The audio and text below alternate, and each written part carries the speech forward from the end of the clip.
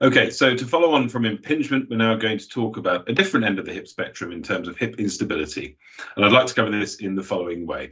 We're going to look at the components of hip instability, the clinical presentation and the relevant findings, look at how we investigate it, what our treatment options might be, and what the literature says on the outcomes, particularly concentrating on the athletic population.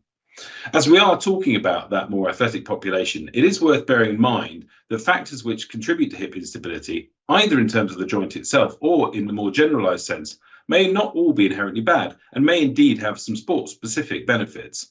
But that said, instability can also increase the risk for hip injury and damage. So the hip, when of normal shape and orientation, is inherently quite stable from its structure alone, particularly when compared with other joints such as the knee or shoulder, but there are further contributions from other structures. The bony joint is further stabilized by the acetabular labrum, which deepens the joint and helps provide a fluid seal. Surrounding the hip is a dense condensation of ligaments forming the capsule, and there is perhaps a smaller contribution from the ligamentum teres, joining the femoral head to the floor of the acetabulum. Together, these comprise what you would probably call static stabilizers. More dynamically, there is the muscular envelope of the hip, which provides further stability and centralization of the femoral head during movement. And finally, there are some more general variations in terms of our own genetic makeup.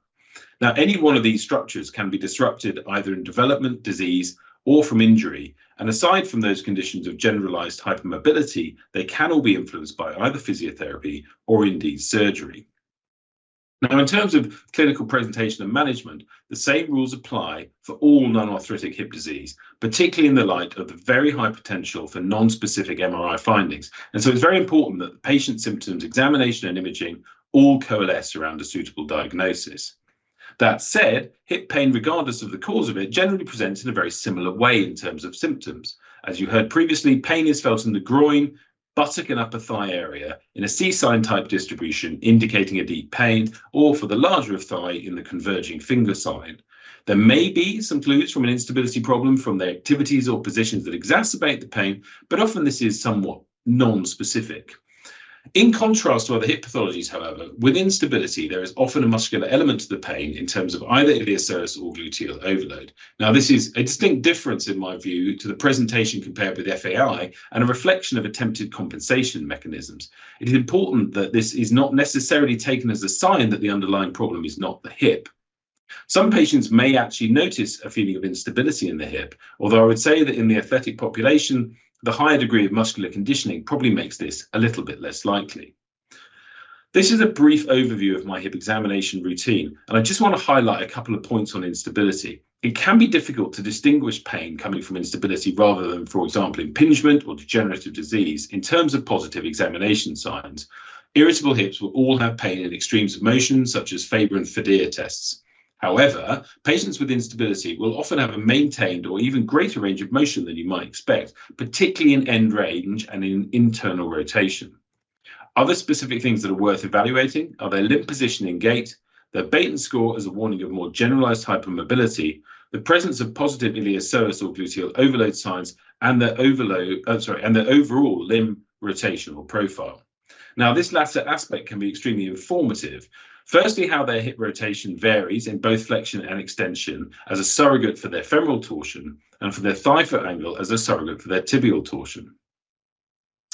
When we get to investigations, as with all hip problems, we should start with plain radiographs. These are immensely helpful, and an AP pelvis contains a wealth of information and generally gives really good clues for the main significant pathologies in a more functional orientation for that patient. I usually obtain this in both supine and in standing positions, as hip pain is often a dynamic problem. The sagittal rotation of the pelvis in differing situations may actually be a significant contribution to their issue. That said, three-dimensional imaging is pretty much essential. By far the most valuable from a structural perspective is a CT. So this allows a number of things. The first is a really good 3D appreciation of their pelvic and acetabular anatomy. But the second is a really good detailed measurement of their femoral and tibial torsion. And in 2024, whatever the cause of non-arthritic hip pain, I would suggest that this is essential information, and certainly prior to any surgical interventions being considered. The MRIs, by contrast, are actually not as helpful to decision-making as you might think. Now, they will show muscular injuries and overload, and they do provide a clearer picture of the health of the joint cartilage, both of which can be useful in decision-making. So in my view, and particularly the female athletic population, their importance really is in ruling out the differentials of bone stress injuries, which can very closely mimic hip pain for other reasons, and also to pick up a few of the rarer things such as osteoid osteitis, other tumours, PVNS, and other occasional oddities that I've seen over recent years. Now, they will also show labral tears. But as I'm often at pains to point out, the presence or not of labral tears is really neither here nor there, given their very high prevalence in the normal asymptomatic population. And for this reason, if I see a patient referred on the basis of a labral tear alone, you really don't pique my interest very much. If you add in a little bit of hip pain, to be fair, you've definitely got my attention, but what you really want to understand is the reason behind it. In the main, labral tears are effect and rarely cause. So if we focus back on hip instability and the imaging that we've got, what are we looking for and how do we treat it? The two most important structural drivers for instability are acetabular dysplasia and high femoral torsion. So we'll concentrate on those and their treatment. But before we get on to that, it's fair to say that there are few, if any, non-arthritic hip conditions that actually mandate surgery. And the same certainly remains true of instability, despite some of the potential consequences I'll discuss later. And although I'm going to outline surgical treatments in this talk, there clearly remains a place for good rehab in these cases, focusing on hip strength, balance of the muscular envelope and core work. It's also important to consider and avoid provocative movements and activities where feasible during rehab, and this is where a detailed understanding of the problem through advanced imaging, correct interpretation can help, even if the end result is not going to be a surgical procedure. There's often a role for injections, particularly for intra-articular pain to aid rehabilitation, but the caveat here is that they may be less successful as with instability, there is also the pain relating to muscular overload, which won't really respond in quite the same way. On occasion, it's a little bit more subtle, as in this case, where there is a deficient anterior wall to the socket, and this leads to undercoverage of femoral head as seen on the 3D CT. Surgical correction of this problem requires a procedure known as a periacetabular osteotomy, or PAO, where the acetabulum is cut out of the pelvic bone and then reorientated into a more optimal position. And I stress optimal here, as in dysplasia, you're not dealing with normal sockets in abnormal positions, but abnormal sockets in abnormal positions.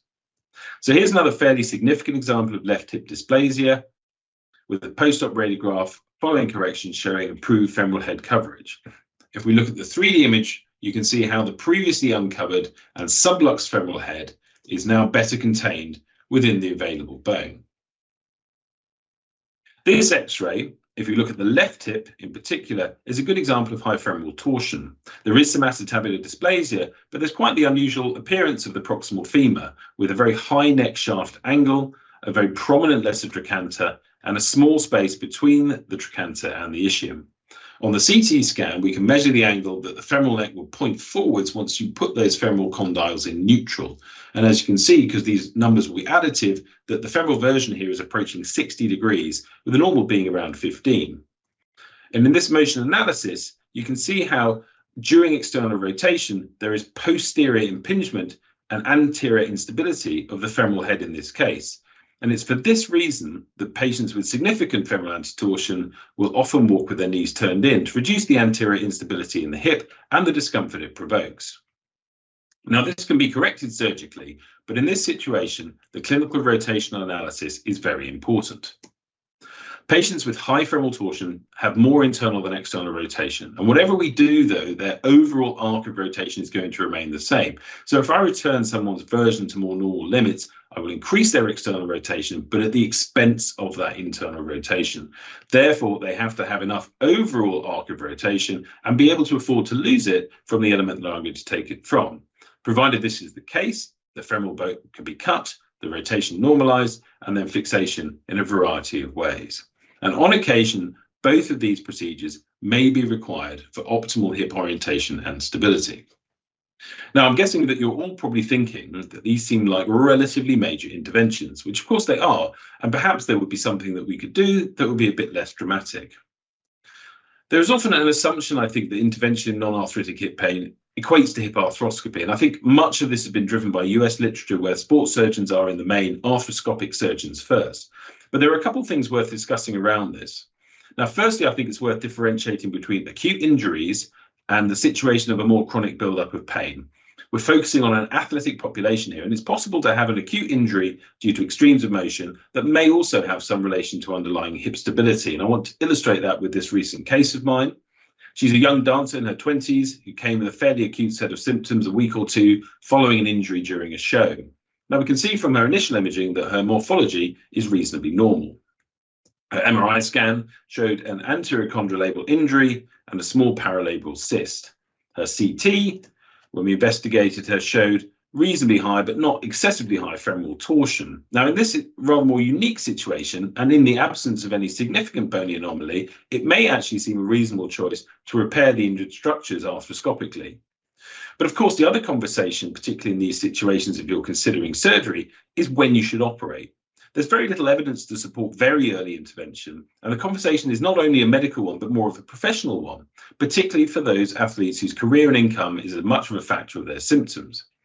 In the setting of the acute injury, it's worth understanding that the athlete has been performing with this anatomy for a very long time, and the intra-articular injuries don't definitively need repair. Many of these patients will be able to rehab their way back to sport. And it's also worth pointing out, as those of you who actually rehabilitate hip arthroscopy patients will know, the rehab from this surgery is fairly long in itself, so it remains far from a quick fix.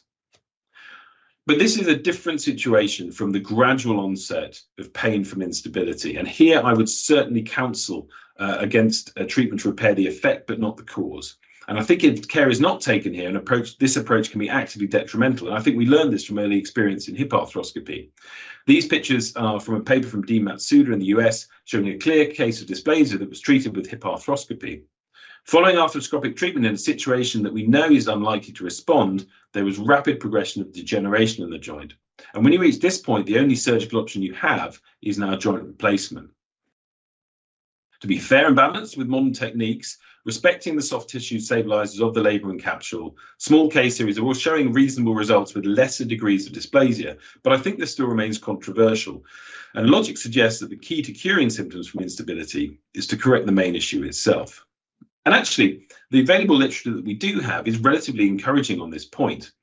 This paper from Boston in adolescent athletes showed a high level of return to sport, slightly better in the recreational over competitive athletes, but maintained over the short term of a median 3 years. Ben Dome's group in America have also published a slightly more recent study of 29 patients with an 80% return to sport, again with a short-term follow-up. And although not a particularly athletic cohort, this Danish study does show that these improvements can be maintained out to the longer term as well. This is clearly an area that's worthy of much further investigation. Now, those of you who regularly deal with athletic individuals will recognise there are competing demands when it comes to treatment, which may or may not include the level at which they compete, their ambitions and their professional commitments. Acetabular dysplasia in particular, a bit less than femoral torsion, carries a natural history of risk for early development of OA and is a proportionate risk depending on the degree of abnormality. In my experience to date, patients at various stages of dancing or athletic careers with significant hip instability are generally unwilling to undergo major reconstructive surgery due to the risk of derailing their progress at a critical time. Now, in certain cases, this might mean that when they present later, the window for what we might term hip preservation surgery may have closed. But equally, we don't want to be rushing to a surgical solution in those who might be able to rehab themselves effectively without intervention, as we cannot be 100% sure of the predictive outcome of any operation. Perhaps a good note to end on is to heed the title of this recent editorial in Arthroscopy published just last year. Return to sport in those published series I discussed following major surgery for instability is only around 7 to 9 months. This is arguably not a great deal more than after what might be considered less major surgery. Thank you very much.